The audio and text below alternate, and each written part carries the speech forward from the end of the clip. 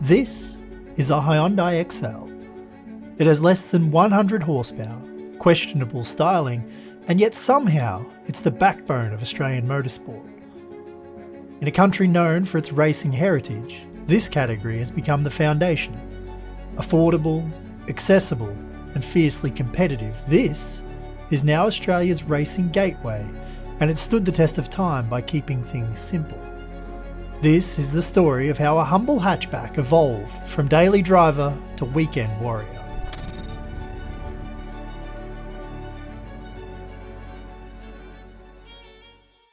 So what is Excel racing? Well, today we're going to dive into Australia's biggest budget motorsport success story. Excel racing began in Queensland in 2010 as a $2,500 DIY sprint class. 15 years and more than 500 logbook cars later, it runs in every single state, supports supercar rounds, and takes on legendary circuits like Bathurst with grids that are bigger and sometimes even braver than the pros. So why is it popular? Well, it's the best racing per dollar. The appeal is threefold. It's affordable. You can race wheel to wheel for less than it would cost to do a season of karting. The grids are mega, 30 plus cars mean slipstreaming battles and plenty of opportunities to learn. It's also a pathway. For many young racers, Excels are the first serious step in their careers. Just ask any number of the current crop of Supercars stars who began here before climbing through the ranks. But here's the concern. Eligible X3 models were built only between 1994 and 2000. Donor shells are thinning out and prices keep rising. Add interest from pro teams and the once $2,500 class is now flirting with $40,000. Series organisers are already tightening tech rules to hold back the budget arms race. The big question is, how long before the scarcity of cars and the costs increasing kills the grassroots vibe and forces a change? So, is XL racing still the best value in Aussie motorsport, or has it priced itself out of the budget tag? Let me know in the comments. But now, let's learn a little bit about the cars. So here it is, the humble Hyundai hatchback.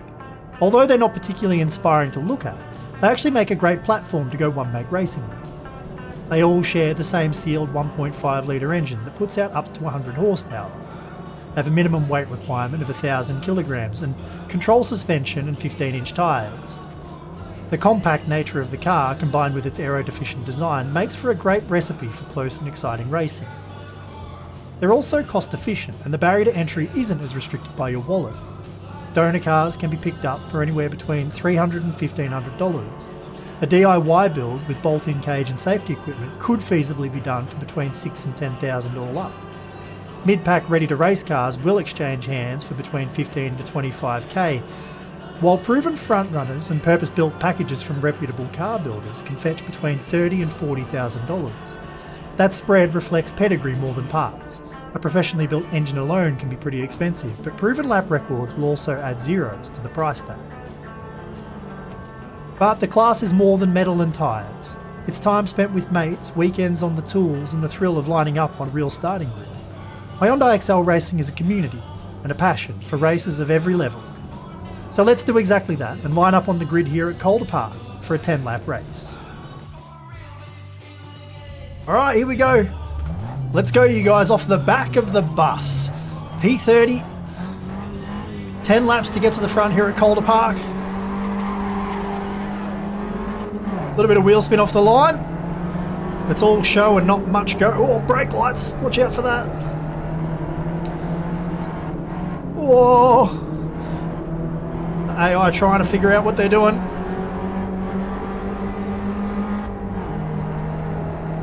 Work our way down to turn number one. But these cars are just awesome fun to drive. Oh, a little bit of movement under brakes there. A bit rude, bit of bumping, a bit more. Because they're completely checked up on the inside of turn one. Car having a big moment right in front of us, that's why. We'll just sneak around a couple of cars there. We absolutely have to make some big moves here on the first lap because once the AI's figured out what's going on, it gets itself all sorted out, the cars at the front will take off and we'll never catch them. It's pretty hard to have a meaningful advantage. Look at the two wheels biking off the curb. I'm going to force the issue down the inside here. But as I was saying, once they spread out at the front and get up to speed, they'll be very hard to catch. It's difficult in a car like this that doesn't have huge performance to be able to find an edge over other cars and be significantly faster.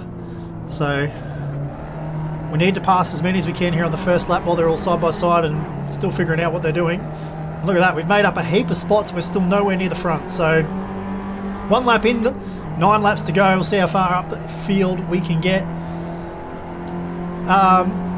Before we talk more about the car, let's talk about the track. We are at Calder Park, and there is a reason for that. In fact, there's a couple of reasons for it. It's top of mind at the minute. The Victorian XL Series ran here just this weekend, just gone. So I've been seeing photos and highlights and clips and bits and pieces across social media this week since the racing has just happened here. So it's relevant for that perspective, but it's also relevant for another reason for me, and that's because when I think about this class of car, when I think about the XL Series, it reminds me of the HQ Holden series. HQ Holdens were a one-make category in Australia for several years and extremely popular, and it's the same formula applied here to the Hyundai XLs. And why that's relevant is, for those of you that watch my channel regularly, you'll know that very recently, only a couple of weeks ago, I did do a video on HQ Holdens at Calder Park on the Thunderdome, just over that hill right there. And it felt at the time like I should do an XL video at some point as well, because there's parity there for me between HQ Holdens and XL racing. And then this week I saw all the highlights and bits and pieces pop up on social media from the XL Series that was here this week, so it felt like it was just meant to be. So here we are on the road course this time on the circuit instead of the oval, having a proper race with the AI right here as we've now completed 2 laps. We made a couple more spots, but there's a long way to go to get to the leaders, and I don't really think we're going to get that far. You can actually hear the wind whipping around the window and the net and all that sort of stuff there as we're driving down the main straight.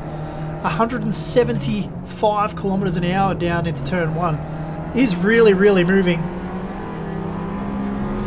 And these cars really are a great platform for new young drivers to learn their craft. And I say all that, they are lightweight, they're not particularly powerful, but they're certainly fast enough. But what they offer is an accessible way for people to be able to get out on track, experience racing and hone their craft. And that can be anything from building a car and preparing it, managing it and running it, to the things that happen on race day at the track, learning the regulations, the processes, the flags, familiarising yourself with the race day and what it means to be a race car driver. Of course, on top of that, they are a good car for teaching the fundamentals of how to race and how to drive a car as well, be that racecraft on track. They are small, lightweight, but also very, very close. The racing is really close in these cars because they're not aero dependent. They end up having quite a big draft element, so you get a lot of pack racing, and you end up learning a lot about how to formulate a pass, drive around other cars, bang door handles, race with respect. All those sorts of things are different things you can learn from racing in these types of cars. The other part to it as well is, although that they're not particularly inspiring to look at and they don't seem like racing cars, they are still fast enough. They have a H-pattern gearbox, so you need to learn how to heel and toe downshift to get the most out of the cars. And you also learn some of the really important fundamentals about being fast in a race car, like how to make a maneuver like this red car in front of us just did, but also learn about, particularly in these type of cars, how to carry good mid-corner momentum and things like that, which are important for being able to drive a car fast. And those fundamentals that you learn at this level carry all the way through a race driver's career. So we've seen it before, plenty of successful Australian racing car drivers have come through Hyundai XLs.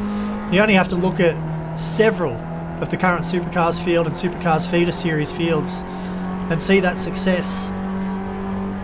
So many drivers that came through the ranks at XL level to start off, or straight out of karts.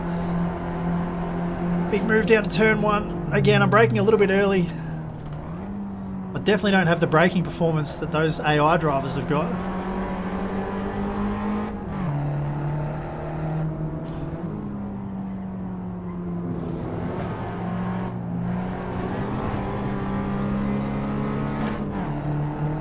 See if we can get the move done down at the end of the back straight here. We've got 17 here on defense. Oh, he's biked over the curb. I ended up having to take a bit of evasive action there, and that hurt my run. And that's so important in these sort of cars. It's all about the momentum. And that killed our momentum, so we're going to have to fall in behind again.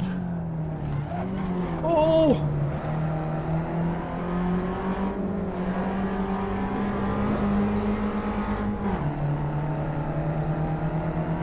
This is great fun. Around the outside now, over under.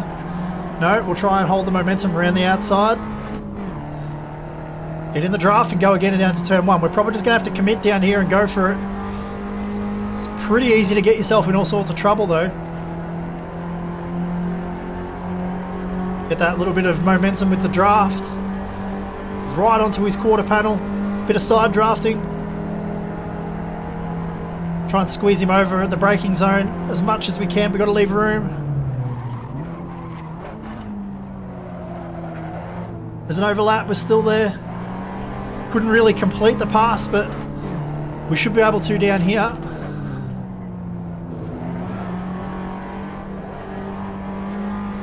Well, that was difficult. But we got the job done. That was really, really fun. That's the sort of racing that you see in this class, side by side. Look at how far away the leader is up there. 1, 2, 3, 4, 5, 6, 7, 8, 9. What are we, 10th, 11th maybe?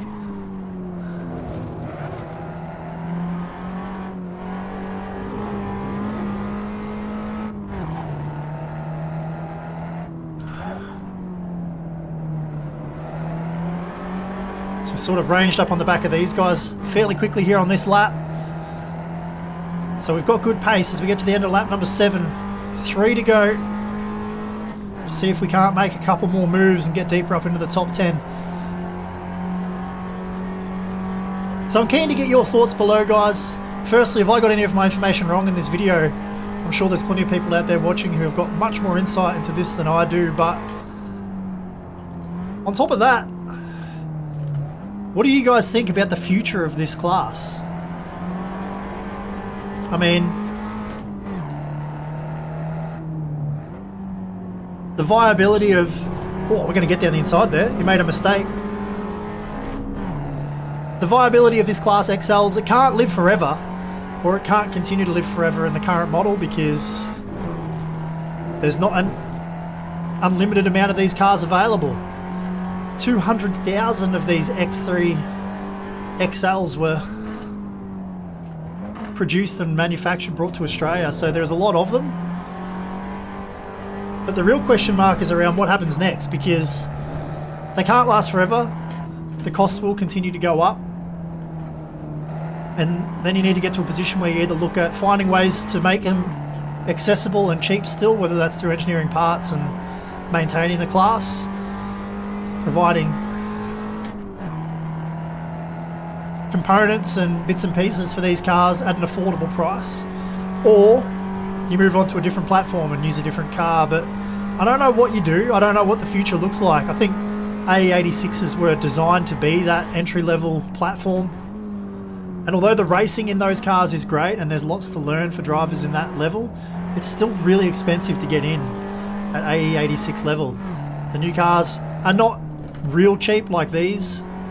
They're not accessible to the everyman out of backyard workshops and DIY projects like these cars are, and I don't know what it looks like. I mean, these cars ran through manufacturing until 2000. If you look beyond that, you might say Mazda 3s or cars like that were probably the next most popular, so perhaps that's the car that you look at.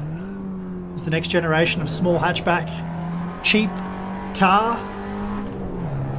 But I don't know that they were ever as cheap or as common, let's say, or as popular as the XLs were throughout the 90s. And as you get to newer cars, you get to more complications like the way that they're built, the computers, the electronics. Not to mention the fact that as cars get newer, they become harder to find in manual configurations, so you get a lot more automatics. Lots of things to consider. I'd love to get your thoughts about it in the comments below. What does it look like in the future? As we've got 2 laps to go, we'll see if we can't work our way back up here and get another spot or two.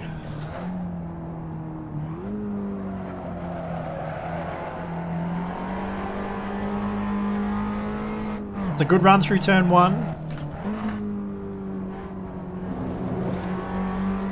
That's our best corner there, I think, the chicane. Slightly into the chip there, at the top of second gear.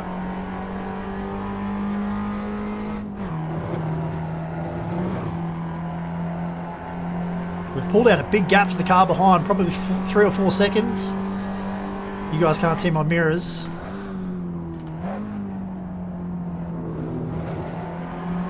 To come into the white flag.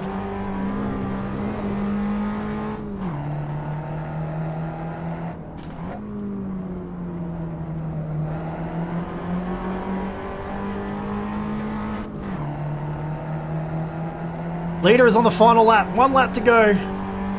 Last opportunity to make another move. We're actually getting pulled a little bit here on the straight. The car in front has got a good draft in front of it. And the double draft just isn't really working for us. 1. How many cars are up there? 2. 3, 4. 5, 6, 7, 8, 9. We're inside the top 10. Oh, we were! Oh, big moment. Managed to hang on to it.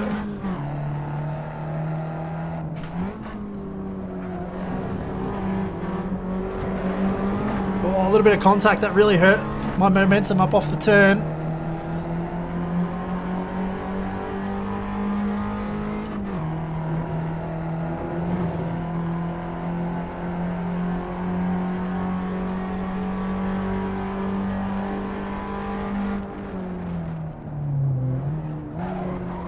Oh, big move. Banging door handles. Held the outside, we got the inside for the final corner. It's going to be a drag race. But we're going to get there. P8, I think that is. Side drafted me. Oh, we hung on. P8. Ah, that was fun. If you guys love this video as much as I love putting it together, make sure you hit that like button and subscribe to the channel. Make sure you don't miss any of the new videos as they come out.